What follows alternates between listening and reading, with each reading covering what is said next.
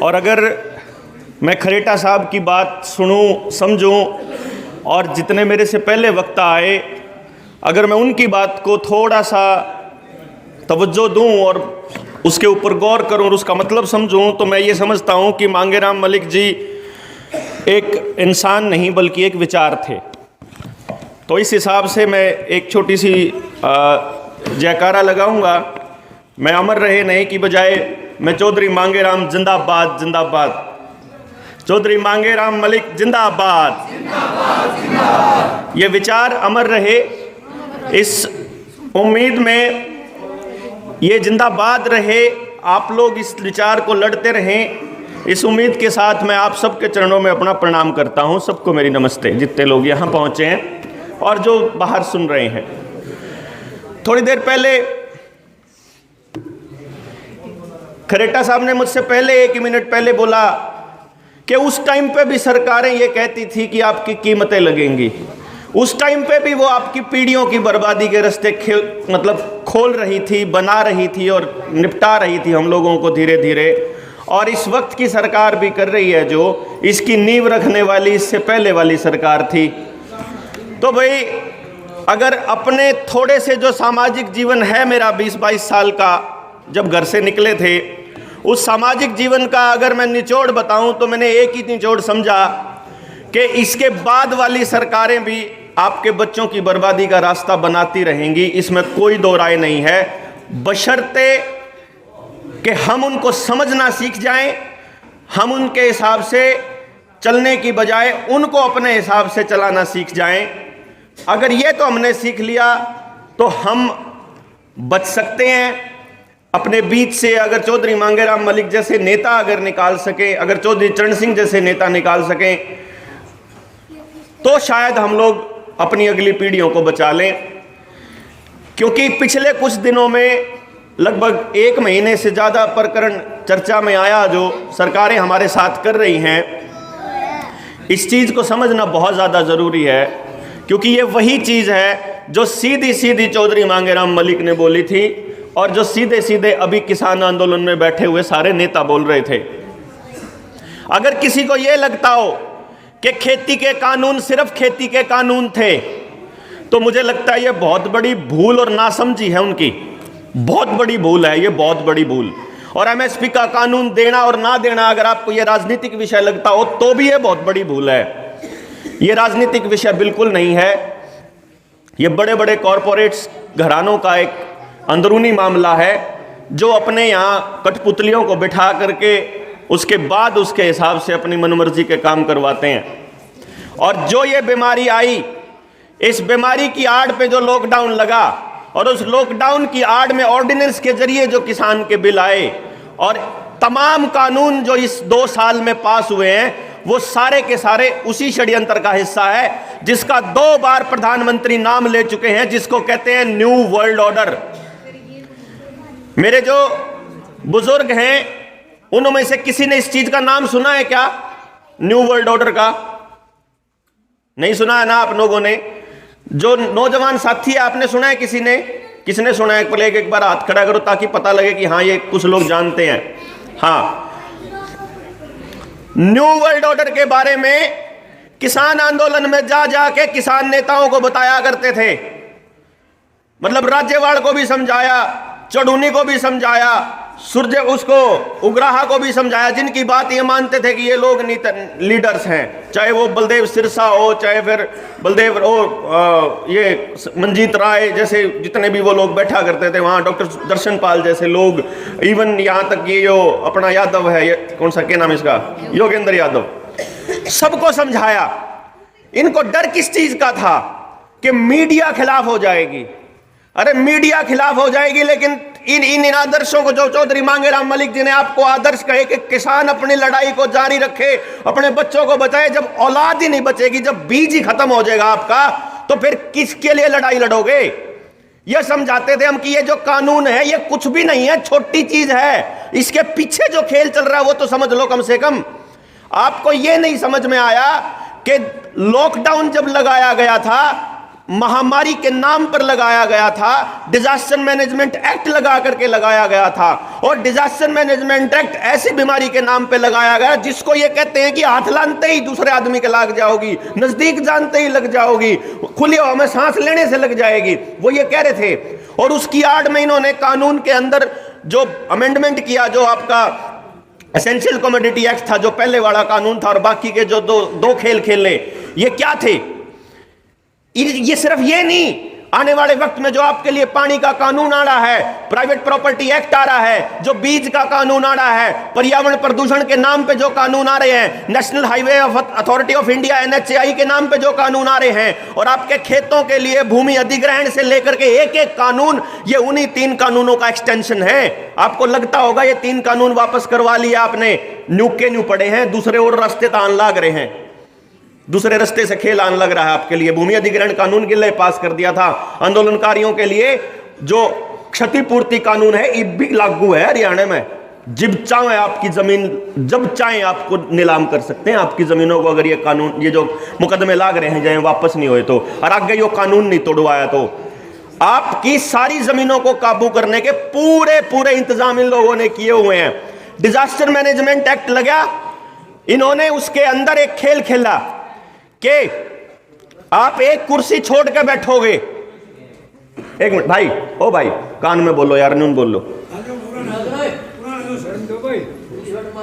मेरे काम की एक भी चीज नहीं है इसमें मेरे दोस्त, सारे थारे काम की चीज है जो बोल रहा हूं। डिजास्टर मैनेजमेंट एक्ट बनाया क्योंकि ये बातें आपको किसान नेता नहीं बताएंगे।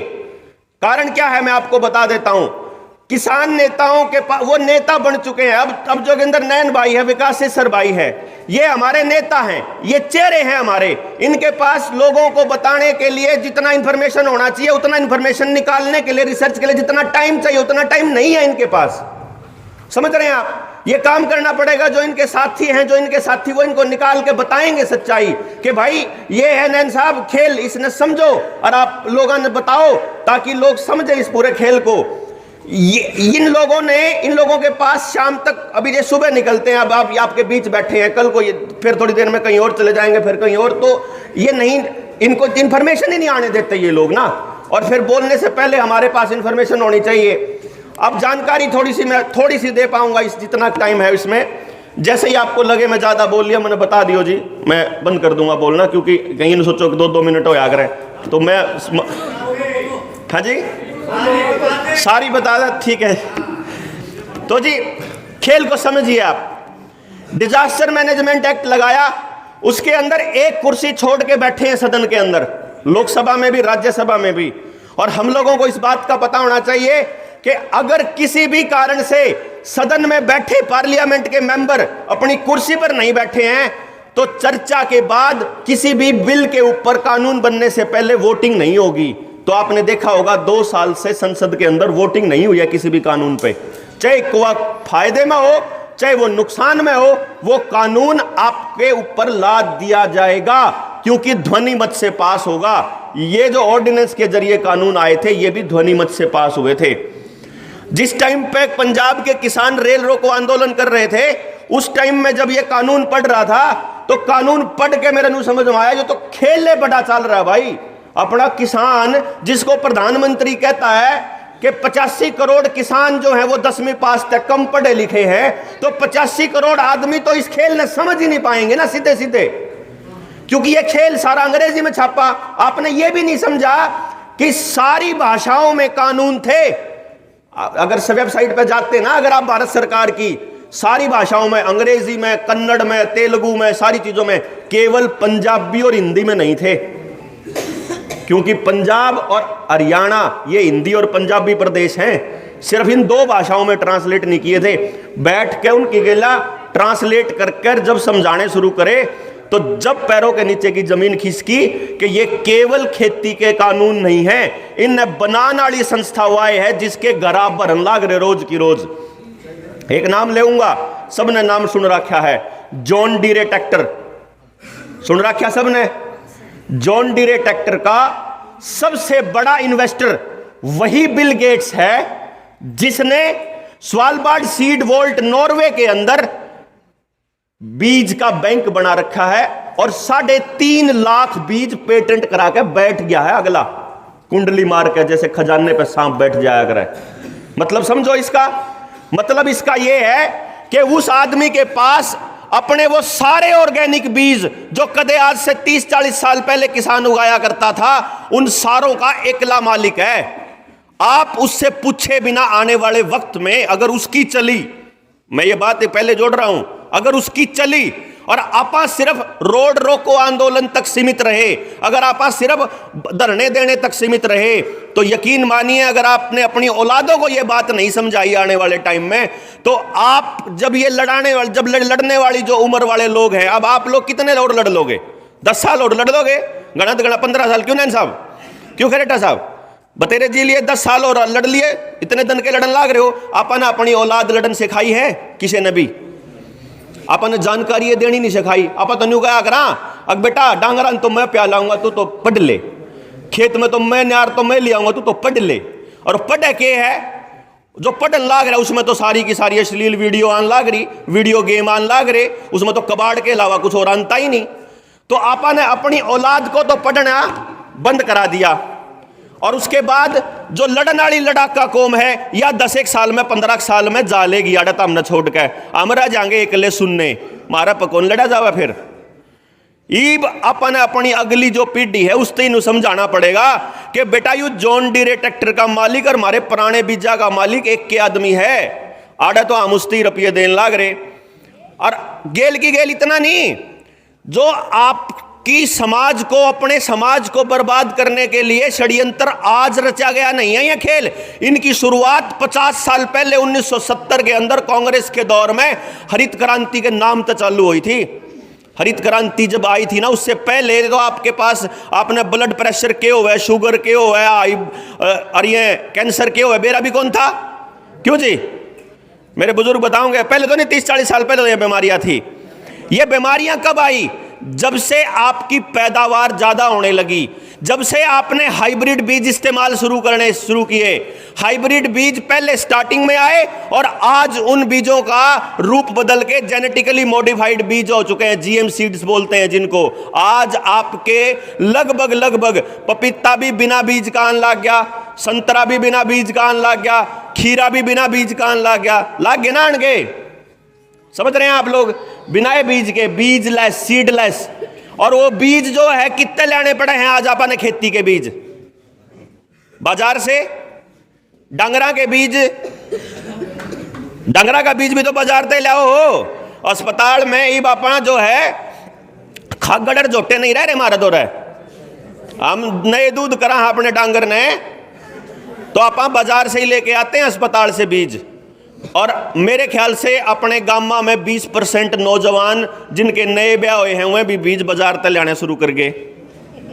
ना दो तो बताओ जी, मेरी माताएं बता देंगी, आपके गांव में बिल्कुल सच्ची बात ना हो तो। ये बाजार में बीज आने शुरू हुए थे 50 साल पहले। तो ये समझो, ये बीज का खेल आप समझो। क्योंकि मैंने एक वीडियो जारी करी थी जो माननीय शंकराचार्य जी है उनके लिए, कि तमी धर्म की लड़ाई लड़न लाग रहे हो, धर्म के रक्षक पलम न्यू तो देख लो, जब बीज नहीं बचेगा तो किसकी लड़ाई लड़ोगे? जब उनके काबू में होगा। किसान को प्रोग्राम किया जा रहा है पिछले 7 साल से, आप लोगों को अपना ट्यूबवेल का कनेक्शन लेना है, बिजली का कनेक्शन, लेकिन हाथ जोड़ के खड़े हैं सीएम साहब जी कनेक्शन देंगे। अब 100 एप्लीकेशन आ रही है, 10 आने मिलेगा। आने वाले टाइम में जब बालक पैदा करने होंगे तो 100 बालक एप्लीकेशन देंगे, 10 आने देंगे इजाजत पैदा करने की। वो बताएंगे किसका बीज आगे जाएगा, किसका नहीं जाएगा। यो खेल है। अब इस खेल ने समझन खातर अपने पास कम से कम 7-8 घंटे होने चाहिए, इतना पूरी चीज समझन खातर। वही मैं नहीं लेना चाहूंगा। उसके लिए ही हम लोग, सुशील हो गया भाई, विकास भाई हो गया, जनता सरकार मोर्चा बनाया जब हमने, जब 21 संगठन मिलकर, उसका पर्पज एक ही था कि एक के गांव में जाके नौजवान तो यह बात समझाओगे कि थारे बीज पर अटैक क्यों कर होने लग रहा है, थारी जमीन क्यों कर ले जाओगी, थारे ऊपर कंट्रोल क्यों कर करा जाओगा। आप अगर आज की मेरी पोस्ट देख लो, मैं आपको 4-5 चीजें मैं पढ़ के इसलिए सुना रहा हूं ताकि मुझे मेरे से कोई चीज छूट ना जाए। एक चीज है छोटी सी, बस 1 सेकंड का भी इंतजार करो। अभी थोड़ी देर पहले मैंने लिखा कि आने वाले समय में आपको 5-4 चीजें सुनाई देंगी। पहला, बंद करना है ना ना मखकड़िया ना ना ना मैं न्यू लाग रहा पछतात पब्लिक की डिमांड पे बोल रहे हैं वक्त। आर्टिफिशियल इंटेलिजेंस, अभी कुछ शब्द जो हैं हमारे बुजुर्ग जो नहीं पढ़े लिखे हैं, अंग्रेजी नहीं समझते, वो उनको नहीं आएगा समझ, लेकिन आपको तो क्वारंटाइनर लॉकडाउन भी नहीं दे रहा था, सारे सिखा दिए। आर्टिफिशियल इंटेलिजेंस, रोबोटिक्स, रोबोट्स आने वाले टाइम में सर्जरी किया करेंगे, डॉक्टर्स नहीं होंगे, मिलिट्री भी खत्म हो जाएगी, पुलिस भी खत्म हो जाएगी। ड्रोन टेक्नोलॉजी, फार्मिंग का तो जिक्र काल करे दिया, कल के बजट के प्रस्ताव पेश किया तो ड्रोन टेक्नोलॉजी किसानों की आन लग रही है, मैं उसका जिक्र अभी बताऊंगा आपको। ऑटोनोमस व्हीकल, मतलब अपने आप चलने वाले व्हीकल आ चुके हैं इस टाइम, लेकिन वो चलेंगे 5G से। सिंथेटिक वोम्ब, सिंथेटिक वोम्ब का मतलब है कि कृत्रिम गर्भाशय, कृत्रिम गर्भाशय, मां की जरूरत नहीं है बच्चा पैदा करने के लिए, लैब के अंदर, मतलब उधर से बीज लिया, उधर से प्लास्टिक का गर्भाशय लिया और उसके बाद मां का गर्भ अपने आप लैब में तैयार हो जाएगा, उनको बालकों की जरूरत नहीं है। GM फूड, पैकेट वाला खाना, एलियन थ्योरी, युद्ध, वैक्स, ये vax dash scene, different variant of ये वायरस और इस नई नई महामारियां, और डिजिटल एजुकेशन, डिजिटल एजुकेशन का जिक्र भी कल कर दिया। राष्ट्रपति ने अपने अभिभाषण में बोला है कि हम गांव की एक भी जगह नहीं छोड़ेंगे जहां इंटरनेट नहीं होगा, और सारी पढ़ाइयां आने वाले टाइम में डिजिटल होने जा रही हैं। क्लाइमेट चेंज, पर्यावरण प्रदूषण, डिजिटल करेंसी, जिसका अभी कमीशन बैठा हुआ है भारत सरकार में, और इस साल में सारे बैंक बर्बाद हो जाएंगे। 2022 खत्म होते होते सारे बैंक बर्बाद, आपका सारा पैसा क्रैश होने वाला है। और माइक्रोचिप, दिमाग में लगने वाली चिप, ये चीजें हैं कुछ जो मैंने लिखी थी। इसके अलावा 2-4 चीजें और बता देता हूं, इन सारी चीजों को आपस में जोड़ देता हूं। न्यूरालिंक के बारे में किस किसने सुना है? न्यूरालिंक किसी ने सुना है? एलन मस्क है, स्पेस एक्स नाम से प्रोग्राम चलाता है वो, दुनिया के हैं ज़ॉम्बी बने उससे वो, ना ना ना ना ना ना ना, हाँ मतलब वो उसको दूसरा एक वर्जन भी है, ये भी एक वर्जन है मतलब ज़ॉम्बी वाला। लेकिन एलन मस्क वो आज से 7 साल पहले उसने न्यूरालिंक खरीदी थी, और न्यूरालिंक एक ऐसी टेक्नोलॉजी विकसित कर चुकी है कि वो आपकी मेमोरी को रिप्लेस कर सकता है। अब कई बातें मेरे को उस टाइम पे लोगों ने 2 साल पहले, जब मैं 1 साल पहले किसान आंदोलन में बोलने लगा था, और उस तो पहले जब मैं वीडियो बना बना कर डाला करता, तो मेरे नीचे कमेंट आया करते, तेरा लिया दिमाग सटक, सुशील भाई डाला करता ही ना, क्या करते यू मरवा हुआ लोगों ने, इतनी बड़ी महामारियां लग रही, सारे टेलीविजन अखबार सारी दुनिया में नहीं हो रहा, और तम ही नहीं कहने लग रहे षड्यंत्र है षड्यंत्र है। लेकिन अब तो अपन सारे ने बेरा लग गया। 1 साल से किसान योद्धाओं ने साबित कर दिया उड़ा बैठ के कि सारा का सारा खेल चल रहा था। तो जब मैं ये कहा करता, न्यू कहा करता तू सपने में जीवा छोरे, फिर मैं न्यू कहूँ हमारे बुजुर्गों ने पूछो 1990 में 1980 में कोई न्यू कह धंधा, जब टेलीविजन आए थे, इतने बड़े बड़े टेलीविजन थे, मैं जब कोई उन न्यू कह धंधा आने वाले टाइम में टेलीविजन का साइज आपके हथेली जितना होएगा, और आपके हाथ में लेकर घूमोगे, और दूर बैठे अपने रिश्तेदारों की शक्ल उसमें देख लिया करोगे, तो उस टाइम पे हमारा बुढ़ा हम न्यू कहता पागल ना बनावे छोरे। क्यों जी? क्योंकि आपको शायद नहीं पता है, इस मोबाइल का आविष्कार 1985 में 80-90 के दशक में हो चुका है। ये हमारे को दिया गया 2005 के बाद है। समझ रहे हैं मेरी बात को? हम लोगों को टेक्नोलॉजी में इतना पीछे रखा जाता है कि जो उनकी प्लान होगी उस प्लान को आप समझ ही ना पाए। किन की प्लान भला? क्योंकि यह बहुत बड़ी सवाल है, किन का प्लान भला? उनका प्लान जो आपकी हर चीज को कंट्रोल करते हैं, आपकी रोटी, आपका पानी, आपकी राजनीति, आपका पैसा, आपकी बैंकिंग, आपकी नीतियां, आपके जितनी पॉलिसी बनती हैं, जितने कानून बनते हैं, एक एक चीज को वो लोग कंट्रोल करते हैं, जिसका नाम आज के टाइम में वर्ल्ड इकोनॉमिक फोरम है। उससे पहले यूनाइटेड नेशंस था, और यूनाइटेड नेशंस के जो मालिक हैं वो हैं दुनिया के वो 500 आदमी जिनके पास अकूत संपत्ति है, जो फॉर्च्यून 500 के मेंबर्स हैं। जिस टाइम पे आज उनके 3 चेहरे सबसे आगे आ रहे हैं तो बहुत सारे चेहरे, 13-14 फैमिलीज हैं जो कंट्रोल करती हैं, लेकिन 3 चेहरे सबसे आगे हैं, एक बिल गेट्स, एक रॉथस्चाइल्ड, एक रॉकफेलर। तीनों का मतलब समझाऊंगा और फिर अपनी बात को खत्म करूंगा, ताकि आप इन चीजों को अपने बच्चों को बोल के जोड़ सकें। ये वीडियोस आपको मिल जाएंगी चैनलों पे, तो आप इनका मतलब समझ पाएंगे कि जो मैंने बातें कही थी वो क्या क्या थी। आपका एलन मस्क तो है ही है, उसका मतलब इन तीनों को जोड़ने वाला एलन मस्क है। एलन मस्क तो पहले बोल ही दिया मैंने। आप देखिए, आपका पैसा कंट्रोल करती है रॉथस्चाइल्ड फैमिली। जितना वर्ल्ड बैंक का पैसा है, आप देखिए, आपके खेती में जितने भी हाइब्रिड बीज आए थे, या जो आपको सब्सिडी मिलती है, या जो आपको कर्जा मिलता है, या जो बैंक आपको पैसे देता है, बैंकों के थ्रू जितनी योजनाएं आती हैं, आप क्या कहते हो? वर्ल्ड बैंक से पैसा आया। क्यों जी? ऐसा ही कहते हो ना।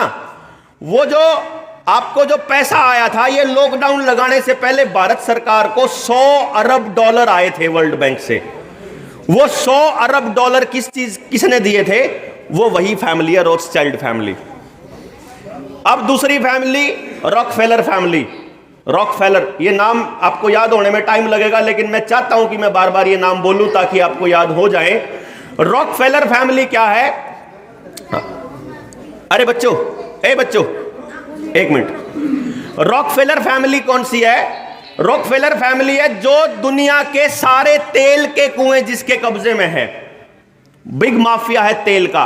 जब तेल का शोधन होता है, जब उसमें से पेट्रोल, डीजल, केरोसिन और ये जो अपना गाड़ियों में डलने वाला मोबिल ऑयल, ये जब सारा निकल जाता है तो कुछ कबाड़ बच जाता है, केमिकल्स बच जाते हैं। उस केमिकल से बनते हैं फर्टिलाइजर और डीएपी जैसी चीजें। और आपको बता दूं कि जो आपको 1970 के बाद जो हरित क्रांति के नाम पे जो आपको पेस्टिसाइड दिए गए थे, जो आपको जहर दिया गया था, जिसकी वजह से आपको blood pressure, sugar, heart attack और बड़ी बड़ी क्रॉनिकल डिजीज होनी शुरू हुई थी, उस केमिकल फर्टिलाइजर कंपनियों के माफिया का नाम भी वही रॉकफेलर है। यानी वह फैमिली आपसे तेल के नाम पे रुपया लूट रही है, और उसके बाद जो बचा हुआ कबाड़ है उसको बेच के आपकी जमीनों को खराब करती है। पहले आपकी जमीनों को हल से जोत दिया करते थे, आज आप नहीं जोत पाओगे। पहला कारण, आपने इतना पेस्टिसाइड डाल दिया है कि आपकी जमीन इतनी सख्त हो चुकी है। और दूसरा कारण 2017 का मॉडल एपीएलएम एक्ट, जिसके बारे में आपको पता भी नहीं है कि आपके डांगर इस टाइम पे मॉडल एपीएलएम एक्ट के अंदर आ चुके हैं। जो आपका बड़द है, जो सबसे बड़ा साथी होया करता किसान का, वो आज वन्य प्राणियों की श्रेणी में है। अब अगर आप उसको घर में बांध दोगे, सरकार ने जिस दिन वो नोटिफिकेशन लाकर लागू कर दिया, आपको 3 साल की कैद हो सकती है अगर बड़द घर में बांध लिया तो। यह बात का बेरई को नहीं किसान ने। अगले नंबर पे बताऊं, अगर कमर्शियल जो आने लग रहा मॉडल एपीएलएम एक्ट के अंदर है कि 2 तय फालतू डांगर होए तो आपको कमर्शियल कनेक्शन लेना पड़ेगा बिजली का। ये मॉडल एपीएलएम एक्ट है जो 2017 से चल रहा है, इतनी नीचे नीचे चल रहा है। अपन बेरा को नहीं इन बातों का। दूसरी बात, कोई भी आदमी ढूंढ सके मॉडल एपीएलएम एक्ट, 300-400 पेज का कानून है। अच्छा जी सुनो आगे। यो तो था खेत की जमीन के ऊपर कब्जा, जो पेस्टिसाइड आपको दिया। और कमाल की बात यह है कि जो वो पेस्टिसाइड खाने के बाद, जो वो कबाड़ खाने के बाद, उस जो बीज आपको दिए गए हाइब्रिड बीज, उन बीजों के अंदर वो क्या देने लग रहे अपन कौन बेरा, वो बीज अब इस टाइम पे ऐसे हो चुके हैं कि वो बांझ बीज हैं। अगली साल दोबारा से वो बीज फसल नहीं उगा सकते, आप उसे फसल का बीज नहीं बना सकते। और कमाल की बात यह है कि उन सारे बीजों का मालिक एक बन चुका है जिसका नाम है बिल गेट्स। 3.5 लाख बीज वो स्वालबार्ड सीड वाल्ट में रखकर मालिक बन चुका है। और उससे भी आगे कमाल की बात एक और बताता हूं कि आपको जो ये टीके लगाए जा रहे हैं, इसका फार्मूले का पेटेंट भी उसी बिल गेट के नाम है। यानी कि खेताड़े बीज का मालिक भी वो, और ईब जो बीज आगा होगा उसका मालिक भी वो, आदमिया के बीज का मालिक भी वो। और वो जो मैं रॉकफेलर की बात बताऊं था कि जब आप वो जीएम सीड खा के और पेस्टिसाइड वाला मटेरियल जब फसल उगा के जब आप बीमार होते हो, जब आपको blood pressure, sugar, heart attack जैसी बीमारियां होती है, उन बीमारियों को ठीक करने के नाम पर जो दवाइयां आप खाते हो, वो जिस केमिकल से बनती है वो भी उसी तेल के बचने वाले केमिकल से बनती है। और उन दवाइयों का बिग फार्मा, यानी कि जो दवा कंपनियों का जो बड़ा रैकेट है, उसका मालिक भी वही है, रॉकफेलर। यानी वो ये 3 फैमिली आपकी सारी चीजें कंट्रोल करे बैठी है। और ये 2016 का हमारे नीति आयोग के अंदर सितंबर 2016 में बिल गेट का भाषण देखो। प्रोग्रेसिव फार्मिंग करके पेज नंबर 21 के ऊपर 2 बातें बोली थी जो बिल गेट ने 2016 में, जो हमने इग्नोर कर दी। उसने कहा था कि 2022 तक हम भारत के किसानों की आमदनी दुगनी कर देंगे। और उसने दूसरी लाइन बोली थी कि हम भारत के अंदर ऐसी खेती लाएंगे जिसका नाम है blue river technology, farming without farmers, बिना खेती के, बिना किसान के खेती, ये 2016 में बता के आपको बता दिया था। ईब आज 2022 के बजट में इंट्रोड्यूस हुआ है। अब ये इतना आराम से काम करते हैं कि हम लोग ये सोचते हैं कि 4 दिन अपन सीएम की रैली होने तक रोक दी तो हम एंडी हो गए। ये आपको नीचे ही नीचे आपकी जड़ें काटन लाग रहे हैं, आपके बालका का दिमाग खराब कर दिया, बच्चा का तो कति पूरा, जो 2 साल से घर बैठे हैं। नौजवानों को अश्लील वीडियो गेम और हिंसा वाली गेम खिला करके उनका दिमाग खराब कर दिया। जिनसे बच रहे हैं उन खातर नशे की तस्करी सरकार खुद करन लाग रही है, खुद अवेलेबल कराने लाग रही है। नशे के लिए नया कानून आ रहा है, अगर आप लोगों को पता ना हो तो, कि 10 ग्राम तक का नशा बालक अपनी जेब के अंदर रख सकता है। आप उस कानूनी उसको अधिकार है। ये बाकायदा कानून बनने जा रहे हैं, यानी कि आपकी फसलों की लड़ाई भी न्यू की न्यू है आज के टाइम पे, और आपके नस्लों की लड़ाई भी न्यू की न्यू है। अब क्योंकि हम लोग जो इकट्ठा हुए हैं उसका मकसद कुछ और है, और आप जो यह लड़ाई लड़न लाग रहे हैं, यह लड़ाई इतनी बड़ी है जो बिना जागरूकता के संभव नहीं है। हमने चाहिए आपके नौजवान साथी, आपके नौजवान बच्चे जो गांव पास सबते गांव नहीं पूरे षड्यंत्र ने समझा सकें, क्योंकि हम जो 10-20 लोग हैं हम हर गांव में नहीं जा पाएंगे। हम आपको पूरी बातें बता सकते हैं और समय इसके अंदर खूब चाहिए। तो जब हम 100 बच्चों को बताना शुरू करेंगे तो 5-4 बच्चा के समझ में आओगी, वही बालक समझा पाओगे सबते गांव ने। तो उसके अंदर हमने ये प्लान किया है कि जो अपनी ट्रेनिंग है उसका रिकॉर्डिंग करके आपके गांव में दे दी जाए, ताकि आप ऐसी किसी जगह में जो सामूहिक जगह हो वहां पे प्रोजेक्टर पे चला के उस पूरे के पूरे षड्यंत्र को समझ सकें। जो महिलाओं के लिए अलग से गांव में कोई जगह बन जाए कि दिन में अपना काम निपटा कर आके इसने समझो, अपने बालकान भी समझाओ। फिर अपने कैसा एजुकेशन सिस्टम चाहिए, हमने समाज को कैसा बनाना है अगले 100 साल में, क्योंकि ये जो महामारी का दौर है ये 2030 तक चलेगा। मैं आपको बता देता हूं पहले से ही, ये 2 में काम नहीं चलेगा। 3 तो आए अपनी आंखें तक देखे लिए हैं, 4था भी आओगा, 5वां भी आओगा, और ये आता रहेगा। समझ गए ना आप बात? तो ईब इसने बचा लो, अगले पीढ़ियां ने बचा लो। मेरे तो इशारे लागे करने बहुत हो गया, थाम दे इसने। तो भाई यह समस्या है मेरी गेल, मेरा मीटर चालू हो पाछे लंबा हो जाए, लेकिन समस्या ही इतनी बड़ी है, हम क्या करें।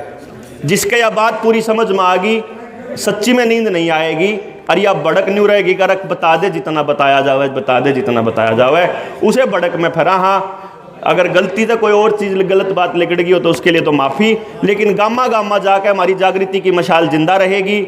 जनता सरकार मोर्चा ने ये प्लान किया है कि जो आप लोगों के ये हैं मुद्दे, खास तौर पे आपको 2 बातें और बताऊंगा, ज़्यादा नहीं बताता, जो असली काम की हैं। एक तो ये कि जो अपने ऊपर ये महामारी के नाम पे ये लगाया गया डिजास्टर मैनेजमेंट एक्ट, ये डिजास्टर मैनेजमेंट एक्ट लगाने से लेकर के, अगर ये कानून है बकायदा कि अगर सरकार डिजास्टर मैनेजमेंट एक्ट लगाती है तो उसके बाद से इंसान का सारा खर्चा सरकार उठेगी। आपने कोई लोन ले रखा हो उसकी किस्त भी, आप मकान किराए पे ले रखा हो, दुकान किराए पे ले रखी हो, आपका खान का, पीण का, पेट्रोल का, डीजल का, एक एक चीज का खर्चा ये बकायदा कानून में है। तो आप जब अगली लड़ाई शुरू करांगे, जब आप MSP की लड़ाई चालू होगी, दुकानदारा की लड़ाई चालू होगी, जो बच्चे हैं उनकी लड़ाई भी चालू होगी, स्कूलों की भी, कॉलेज की भी, सारी चालू होगी। एक स्कूल खुलवान लाग रहे हैं आप, ये खुलवा लो। और दूसरा, एक इन्फॉर्म्ड कंसेंट के बारे में अपने लोगों को जरूर बताओ कि जब आपको ये टीके लगाए जाएं तो कम से कम इसके दुष्प्रभावों की जानकारी पूरी दें। आप लोगों को जितनी पूरी जानकारी होगी तो आप अपने बच्चा ने अपने आप बचा लेंगे। इस उम्मीद में कि हम इकट्ठे होकर समाज को बचाने के लिए काम करेंगे, मैं आप लोगों से विदा लेता हूं। चौधरी मांगेराम जी के चरणों में प्रणाम अर्पित करता हूं और सबको नमस्कार। जय हिंद, जय भारत।